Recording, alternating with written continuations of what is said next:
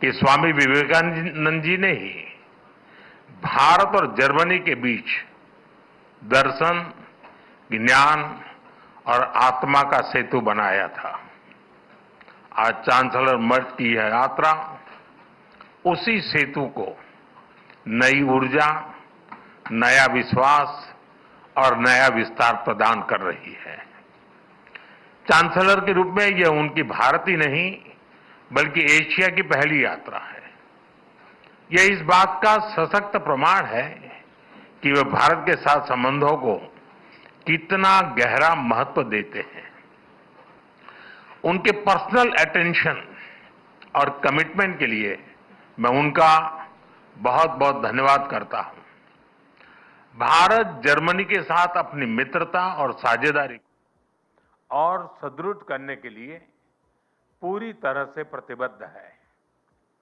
गुजरात में हम कहते हैं, आवकारो मीठो आपजे रे, यानी स्नेह और आत्मीयता से स्वागत करना। इसी भावना के साथ हम चांसलर मर्ज का भारत में हार्दिक अभिनंदन करते हैं। फ्रेंड्स, चांसलर मर्ज की ये यात्रा एक विशेष समय हो रही है। पिछले वर्ष हमने अपने रणनीतिक साझेदारी के 25 वर्ष पूरे किए और इस वर्ष हम अपने राजनयिक संबंधों के 75 वर्ष भी मना रहे हैं। ये माइलस्टोन्स केवल समय की उपलब्धियां नहीं है, ये हमारी साझा महत्वाकांक्षाओं, परस्पर विश्वास और निरंतर सशक्त होते सहयोग के प्रतीक है। भारत और जर्मनी जैसे देशों की अर्थव्यवस्थाओं के बीच करीबी सहयोग पूरी मानवता के लिए महत्वपूर्ण है। बढ़ते व्यापार और निवेश संबंधों ने हमारे स्ट्रेटेजिक पार्टनरशिप को नई ऊर्जा दी है। हमारा द्विपक्षीय व्यापार अब तक के अपने सर्वोच्च स्तर पर पहुंच चुका है और $50 बिलियन के आंकड़े को पार कर गया है। 2000 से अधिक जर्मन कंपनियां लंबे समय से भारत में मौजूद है। ये भारत के प्रति उनके अटूट विश्वास और यहां मौजूद अनंत संभावनाओं को दर्शाता है। आज सुबह भारत जर्मनी सीईओ फोरम में इसकी जीवंत झलक दिखाई दी। फ्रेंड्स, भारत और जर्मनी के बीच टेक्नोलॉजी सहयोग प्रति वर्ष मजबूत हुआ है और आज इसका प्रभाव ग्राउंड पर स्पष्ट रूप से दिखाई देता है। रिन्यूएबल एनर्जी के क्षेत्र में भारत और जर्मनी की प्राथमिकताएं समान है। इसमें सहयोग को बढ़ाने के लिए हमने India Germany centre of excellence स्थापित करने का निर्णय लिया है। ये नॉलेज, टेक्नोलॉजी एंड इनोवेशन का साझा मंच बनेगा। हम क्लाइमेट, एनर्जी, अर्बन डेवलपमेंट और अर्बन मोबिलिटी जैसे क्षेत्रों में मिलकर नई परियोजनाओं को आगे बढ़ा रहे हैं। ग्रीन हाइड्रोजन में दोनों देशों की कंपनियों का नया मेगा प्रोजेक्ट भविष्य की ऊर्जा के लिए एक गेम चेंजर साबित होगा। भारत और जर्मनी सिक्योर, ट्रस्टेड और रेजिलिएंट सप्लाई चेन के निर्माण के लिए मिलकर के काम कर रहे हैं। इन सभी विषयों पर आज किए जा रहे एमओयू से हमारे सहयोग को नई गति और मजबूती मिलेगी। फ्रेंड्स, रक्षा और सुरक्षा में बढ़ता सहयोग हमारे आपसी भरोसे और साझी सोच का प्रतीक है। रक्षा व्यापार से जुड़ी प्राथमिकताओं को सरल बनाने के लिए मैं चांसलर मर्ज का हृदय से आभार व्यक्त करता हूं। हम रक्षा उद्योगों के बीच सहयोग बढ़ाने के लिए एक रोडमैप उस पर भी काम करेंगे, जिससे को डेवलपमेंट और को प्रोडक्शन के नए अवसर खुलेंगे।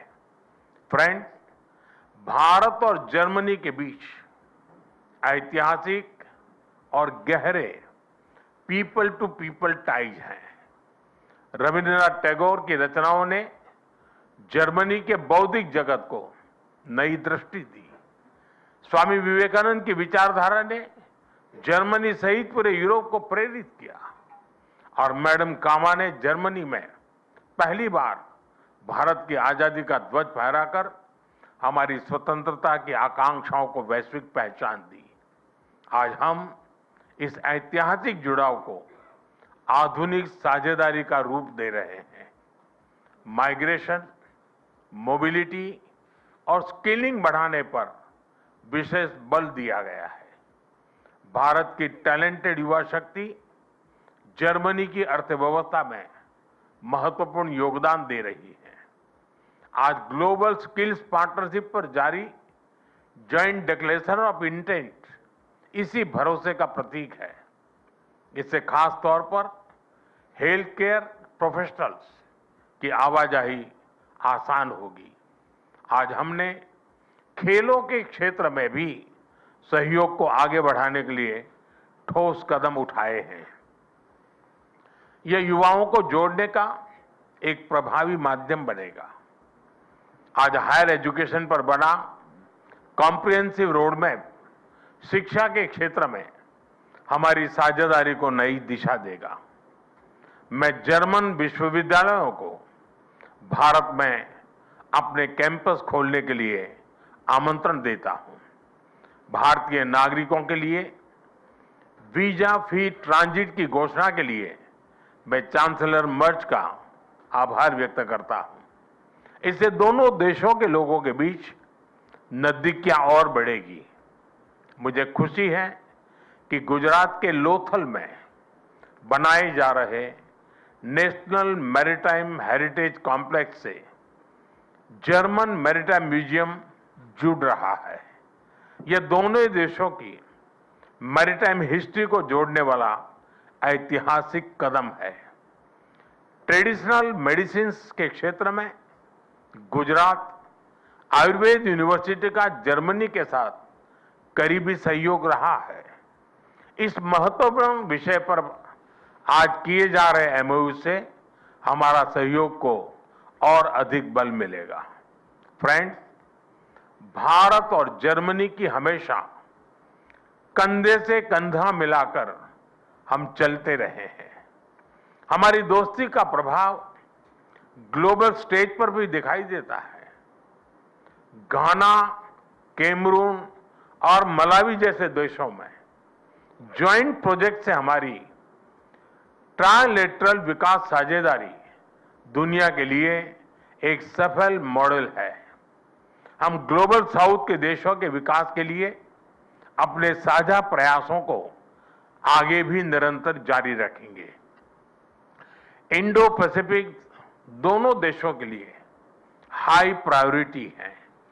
इस क्षेत्र में हमारे तालमेल को बढ़ाने के लिए हम एक कंसल्टेशन मैकेनिज्म की शुरुआत करने जा रहे हैं। आज हमने यूक्रेन और गाजा सहित कई वैश्विक और क्षेत्रीय मुद्दों पर विस्तार से चर्चा की। भारत सभी समस्याओं और विवादों के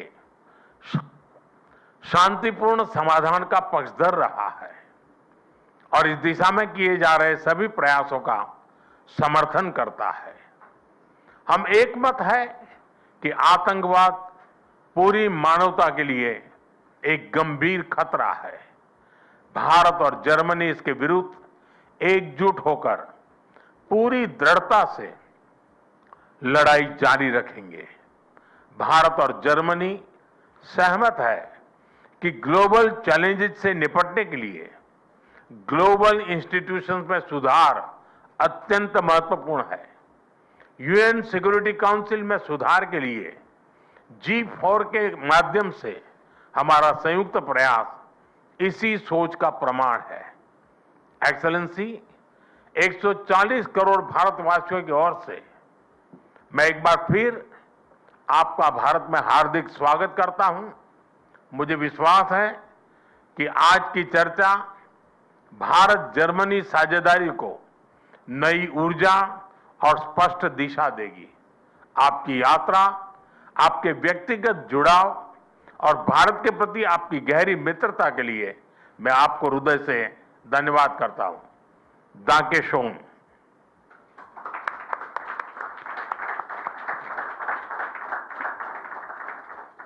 Thank you, sir. May I now request His Excellency, Mr. Friedrich Merz, Chancellor of the Federal Republic of Germany, to give his remarks to the media.